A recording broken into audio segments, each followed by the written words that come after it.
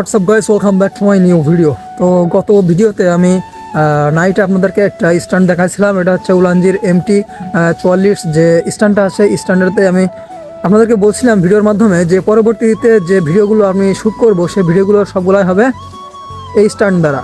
তো আজকের ভিডিওটিতে আমি দুইটা প্রসেস আপনাদেরকে দেখাবো। হ্যান্ডহেল্ড যদি ব্লগিংয়ের জন্য শ্যুট নিই তাহলে কেমন, এই বর্তমানে যে আউটপুটটা দেখতে পাচ্ছেন, বর্তমানে যে ফুটেজটা দেখতে পাচ্ছেন, এটা মূলত হচ্ছে হ্যান্ডহেল্ড, লাইক আমি হাতে করেই ভিডিও করছি। তো এটা আল্ট্রা ওয়াইড দিয়ে ভিডিও করছি, দেখতে পাচ্ছেন এই ফুটেজটা। আর এখন আমি আপনাদেরকে দেখাবো যে কিভাবে এই যে ট্রাইপডটা আছে, উলানজি যে ট্রাইপডটা আছে, এই ট্রাইপডটা দিয়ে ভিডিও করলে মানে কেমন আউটপুট আসে আর ব্লগিংয়ের ক্ষেত্রে কোনটা বেস্ট আপনারা কিন্তু কমেন্ট করে জানাবেন। তো গাইজ, স্টিল যে ফুটেজটা দেখতে পাচ্ছেন এটা হচ্ছে উলানজির MT-44 যে স্ট্যান্ডটা আছে, যে ট্রাইপডটা আছে, এই ট্রাইপডটা দিয়ে কিন্তু ভিডিও শ্যুট করার চেষ্টা করছি।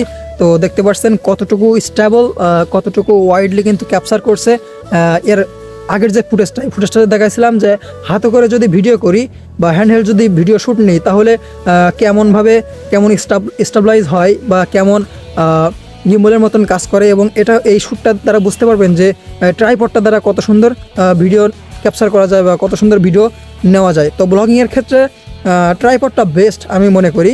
তো আপনারা কিন্তু কমেন্ট বক্সে অবশ্যই জানাবেন যে কোন ফুটেজটা আপনাদের কাছে বেস্ট লাগছে বা কোন ফুটেজটা আপনাদের কাছে খুবই ভালো লাগছে। তো এটা হচ্ছে আমার বাসার ছাদ থেকে আমি ফুটেজ দুইটা নেওয়ার চেষ্টা করছি বা এখান থেকেই নিচ্ছি।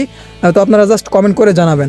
আমার ভিডিওগুলো যদি ভালো লেগে থাকে তাহলে চ্যানেলটি সাবস্ক্রাইব করবেন এবং পাশে থাকা বেল বাটনটিকে কিন্তু বাজিয়ে দিবেন। আজকের ভিডিওটা এখানে শেষ করছি। ভালো থাকবেন সকলে, ধন্যবাদ।